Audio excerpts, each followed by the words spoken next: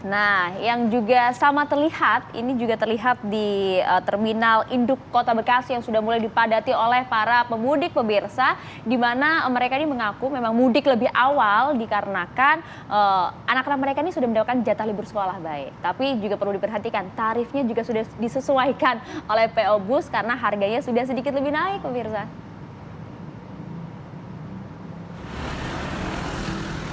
Ya, sementara lonjakan pemudik pemirsa di Terminal Bekasi ini diperkirakan akan terjadi nanti pada pada hari Kamis mendatang maksud kami. 7 hari jelang Lebaran, kondisi Terminal Induk Kota Bekasi terpantau ramai pemudik, baik yang hendak mudik ke wilayah Jawa Tengah maupun ke daerah Sumatera. Jadi para pemudik ini memang sengaja memilih mudik lebih awal lantaran takut terjebak kemacetan dan juga memanfaatkan waktu liburan anak sekolah yang dimulai pada hari ini. Jadi PO Bus juga telah melakukan penyesuaian harga, yaitu menaikkan sekitar 20 hingga 30 ribu rupiah.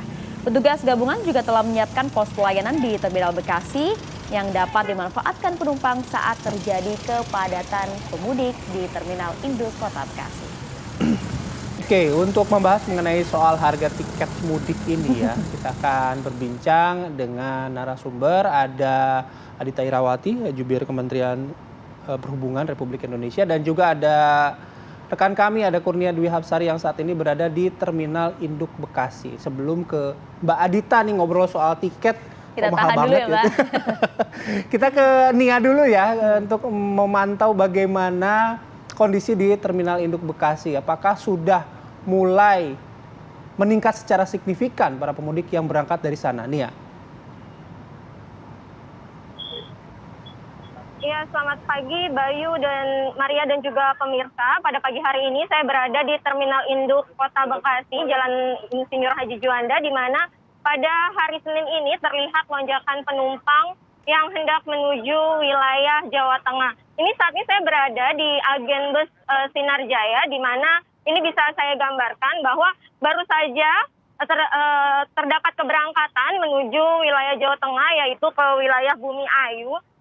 Tapi di sini masih banyak penumpang yang baru datang untuk membeli tiket, karena tadi saya pantau juga memang para penumpang ini bahkan datang setelah sahur untuk mendapatkan tiket lebih awal. Meski demikian, baru ada tadi satu keberangkatan saja, dan di sini juga ada sekitar 4 bus lagi yang masih menunggu penumpang untuk diberangkatkan ke wilayah Jawa Tengah. Bayu, Maria dan juga pemirsa, jika kemarin dikatakan bahwa ada penyesuaian harga sekitar kenaikan 20.000 atau 30.000 rupiah, hari ini kabarnya ada peningkatan tarif sekitar 100% dari tarif normal. Dan ini memang kalau momentum mudik ini para warga tentunya membawa barang-barang yang cukup banyak begitu. Dan ini saya juga sudah ingin mencoba menanyakan kepada salah satu pemudik yang baru saja membeli tiket. Selamat pagi Bapak. Oke. Bapak, mohon waktunya sebentar. Dengan Bapak siapa Pak? Carmo. Pak Carmo. Pak Carmo, dapat tiket ya Pak ya? Bapak mau mudik kemana Pak? Tegal. Ke Tegal ya Pak ya? Bapak ini sudah libur atau profesinya apa Pak? Ini sudah bisa berangkat? Dagang. Udah. Dagang ya Pak, jadi bisa disesuaikan gitu. Dagang, oke. Pak Carmo ini mudik bersama siapa Pak? Sendiri. Sendiri Pak? Keluarga yang lain? Sudah di kampung. Memang sudah di kampung ya Pak? Pak memutuskan naik bus kenapa Pak kalau ke Tegal? Ya kalau naik bus kan lebih aman ya. Nggak resiko ada jalan, kami tahu sendiri. Lagi ramai begini kan. Takut belakang, takut apa. Bapak, harga tiketnya gimana Pak? Hari ini berapa Pak tujuan ke Tegal Pak? Sekarang 185. Itu ada kenaikan Pak dibanding normal? Ada. Normalnya berapa Pak? Normal hari biasa kayak 90. Artinya kenaikannya 100% ya Pak? Gimana Pak tanggapannya Pak ada kenaikan? Ya nggak masalah sih. Lagi momen ini kali ya. Momen libur. Kalau memutuskan untuk mudik lebih awal ini enaknya apa sih Pak? Ya nggak kena macet. Terus agak lama istirahatnya. Di kampung lebih lama ya Pak ya? Oke. Pak Carmo, ini nanti keberangkatan jam berapa Pak kabarin? Langsung ini. Langsung, sudah ada busnya ya? Udah. Oke, terima kasih ya Pak Carmo ya atas waktunya ya Pak. Ya, Ayah, Bayu dan juga pemirsa, tadi salah satu penumpang, yaitu pemudik yang hendak melakukan perjalanan ke Tegal, akhirnya sudah mendapatkan tiket setelah tadi sempat antri cukup ramai di sini, namun perlahan sudah mulai dilayani oleh PO ataupun agen bus ini. Dan Bayu, Ayah dan juga pemirsa, memang menurut Kepala Dinas Perhubungan Kota Bekasi, lonjakan sudah mulai terjadi, namun belum terlihat terlalu signifikan begitu, dan diprediksi lonjakan penumpang di Terminal Bekasi maksud saya akan terjadi sekitar hari Kamis mendatang. Dan menurut para agen bus juga bahwa kenaikan harga tiket sudah mulai berlaku per hari ini. Demikian Bayu dan juga pemirsa yang dapat saya sampaikan dari Terminal Induk Kota Bekasi. Oke, terima kasih Kurnia Dwi Hapsari melaporkan langsung dari Terminal Induk Kota Bekasi, Jawa Barat. Baiklah, Kita Mbak langsung Adita, selamat ke pagi. Mbak Adita ya. Mbak Adita, memang kalau naik harga tiket naik adalah suatu kewajaran. Ada sebagian masyarakat ya sudahlah nggak apa-apa, ini momennya momen Lebaran gitu. Rela, Tapi saya juga pun ada gitu. yang masih mungkin keberatan gitu. Nah, untuk tahun ini sebenarnya ada aturan tertentu nggak sih Mbak soal harga tiket terlebih dahulu aja Mbak? Ya, jadi tadi kan yang dibahas soal tiket bis ya. Ini perlu disampaikan nih ke masyarakat bahwa peraturan mengenai tiket bis atau harga tiket bis, tarif bis ini sebenarnya sudah diatur di dalam SK Dirjen Perhubungan Darat ya, yang sejak tahun 2015 itu masih belum berubah. Nah, yang diatur itu memang bukan angka besaran secara absolut ya, tetapi range-nya. Jadi ada koridor tarif batas atas, ada tarif batas bawah. Gitu ya. Jadi ini yang perlu dipahami, ini berupa koridor. Dan yang diatur ini per area. Jadi kalau area Sumatera, Jawa, Bali, dan Nusra itu angkanya berbeda dengan wilayah yang lain. Nah, kalau bicara angkanya ini dihitung per kilometer per penumpang. Jadi memang akan menjadi sangat relatif ya terhadap rutenya, terhadap jaraknya. Dan ini adalah hanya diatur untuk tarif kelas ekonomi. Ya, sekali lagi jadi memang hanya kelas ekonomi yang diatur. Atas dan bawah ini. Begitu kelasnya adalah eksekutif, itu memang secara aturan tidak diatur. Jadi memang diserahkan kepada mekanisme pasar gitu. Ini yang mungkin perlu diketahui. Jadi kalau memang ekonomi ada batasannya. Selama kenaikan itu tidak melebihi tarif batas atas, yaitu sebenarnya masih diperbolehkan gitu. Nah, kalau untuk yang eksekutif, ya ini memang menjadi mekanisme pasar itu ya bagaimana operator akhirnya berkompetisi memberikan layanan dengan harga yang terjangkau ya. Jadi dengan situasi demand yang tinggi sekarang, sangat mungkin terjadi khususnya di kelas eksekutif ya. Kemudian harganya melambung tinggi gitu, karena memang demand-nya juga luar biasa gitu. Mungkin kira-kira penjelasan awalnya begitu, Bayu dan Maria. Oke. Baik, kalau sudah diatur gitu tadi ya Mbak, itu ada koridornya begitu. Nah, batasan atasnya tuh sampai berapa sih Mbak gitu? Kalau misalnya dinominalkan. Range-nya atau berapa persen peningkatannya Mbak? Ya, jadi saya sebutkan ya, ini karena tadi saya sudah sampaikan bahwa tarif ini diatur per kilometer per penumpang, itu batas bawah untuk wilayah 1, Sumatera, Jawa, Bali, dan Nusa Tenggara, itu angkanya sekitar 169 per kilometer untuk batas atasnya. Batas bawahnya Rp104 per kilometer, batas bawahnya. Nah, sekarang tinggal nanti dihitung kilometer, katakanlah Jakarta Surabaya itu berapa kilometer. Ya, di situ nanti ketemu angkanya. Itu sudah merupakan plafon atas ya untuk Rp199. Nah, kemudian plafon bawahnya Rp104. Ini memang menjadi sangat relatif tadi, sekali lagi tergantung dari tujuan dari rute bis itu sendiri.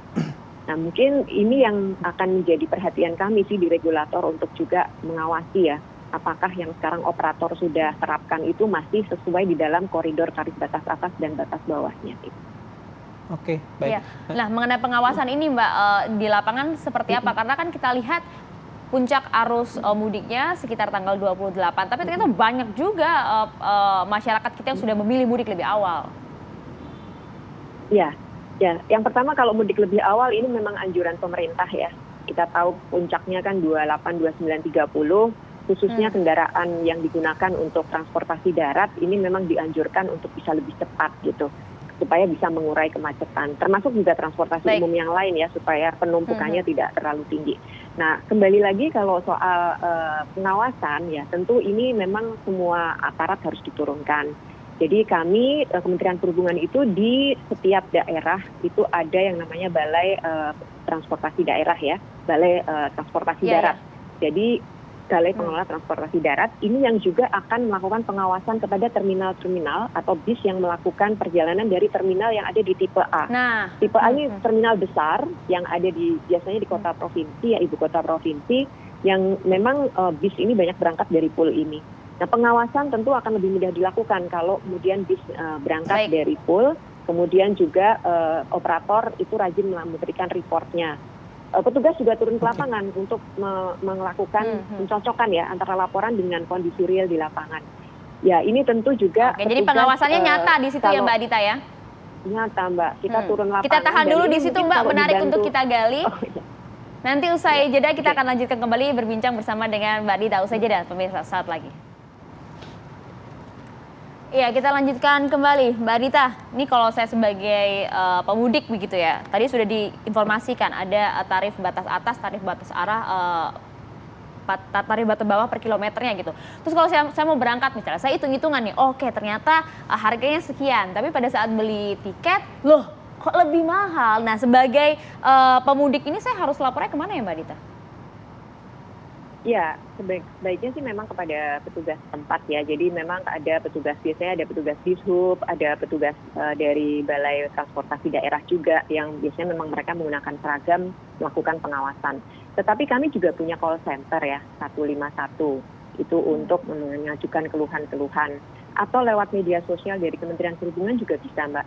Jadi ini terbuka lah semua kanal untuk melakukan pengaduan itu semuanya terbuka. Tinggal mention saja ya.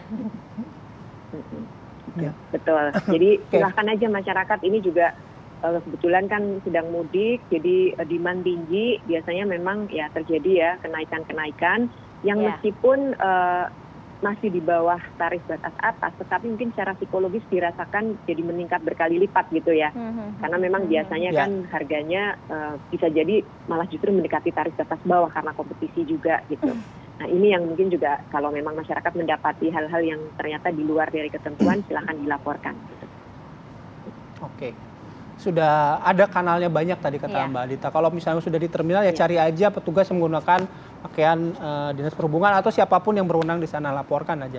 Oke, nanti kita tahan dulu ngobrol lagi sama Mbak Adita, tapi kami akan mengajak Anda terlebih dahulu untuk menyimak laporan rekan kami, ada Robin Freddy langsung dari Terminal Lebak Bulus, Jakarta Selatan untuk melihat bagaimana pantauan kondisi pagi hari ini. Robin?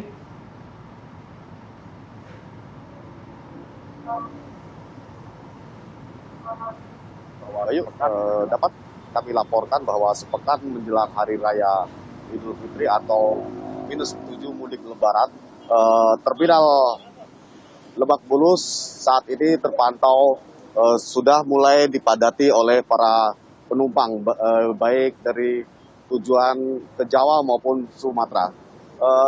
Dari data yang kami peroleh, setiap harinya terminal Lebak Bulus ini memberangkatkan sekitar 50 hingga 60 bus. Namun karena ada peningkatan atau jumlah penumpang yang sangat banyak, keberangkatan akan ditambah lagi armada bus di terminal Lebak Bulus ini. Untuk mengetahui lebih jauh, kita akan berbincang-bincang dengan Kepala Terminal Lebak Bulus, Bapak Hermanto. Selamat pagi, Pak. Selamat pagi. Ya, Pak, dapat bisa diceritakan, Pak, saat ini sudah adakah peningkatan penumpang yang akan berangkat mudik, Pak? Ya, terima kasih. Dari hasil pantauan kami di Terminal Bus Lebak Bulus, bahwa menjelang H-9 dan H-8 sudah terjadi peningkatan, khususnya Sabtu Minggu kemarin, bahwa itu sudah menyentuh angka 500 dan kemarin sampai angka 750-an. Dan hari ini diprediksi juga akan terus meningkat, namun masih fluktuatif, mengingat masih menunggu cuti bersama dan juga libur anak sekolah. Kemungkinan nanti prediksi H-3, H-2 sekitar tanggal 28, 29, 30 terjadi peningkatan kembali. Itu sudah mulai cuti bersama juga anak sekolah libur dan hari terakhir menjelang hari H. Ya, Pak, untuk di Terminal Lebak Bulus ini, Pak, mengantisipasi para calo yang semakin tinggi, seperti apa dari pihak terminal sendiri, Pak? Baik, untuk Terminal Lebak Bulus kita pastikan tidak ada calo yang bertugas. Semua adalah kru dari PO Bus sendiri. Jadi resmi kita beli di loket-loket disediakan untuk para pemudik. Kita jamin untuk keamanan dan kenyamanan untuk para pemudik sampai di tujuan akhir. Ya, Bayu, hingga sore nanti diperkirakan akan ada peningkatan lonjakan penumpang yang akan diberangkatkan dari terminal Lebak Bulus ini. Jika per hari memberangkatkan sekitar 250 lebih, H-7 Lebaran ini diperkirakan akan mencapai 2 kali lipatnya atau sekitar 500 penumpang lebih. Demikian, Bayu. Ya, terima kasih Robin Freddy melaporkan langsung dari Terminal Lebak Bulus yang peningkatan jumlah pemudiknya bahkan diprediksi 2 kali lipat. Oke, kita akan jeda terlebih dahulu. Mbak Anita tetaplah bersama kami. Pemirsa, apa kabar Indonesia Pagi akan kembali untuk Anda sesaat lagi.